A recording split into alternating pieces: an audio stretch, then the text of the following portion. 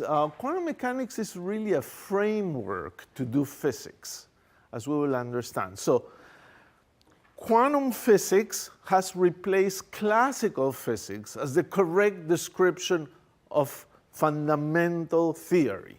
So classical physics may be a good approximation, but we know that at some point it's not quite right. It's not only not perfectly accurate, it's conceptually very different from the way things really work. So quantum physics has replaced classical physics, and quantum physics is the principles of quantum mechanics applied to different physical phenomena.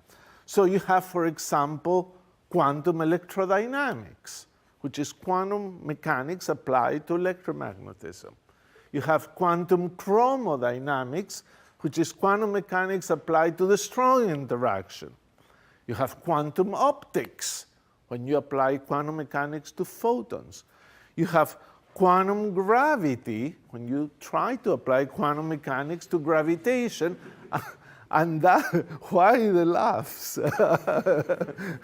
And that's what gives rise to string theory, which is presumably a quantum theory of gravity, and in fact a quantum theory of all interactions, if it is correct, because not only describes gravity, but it describes all other forces. So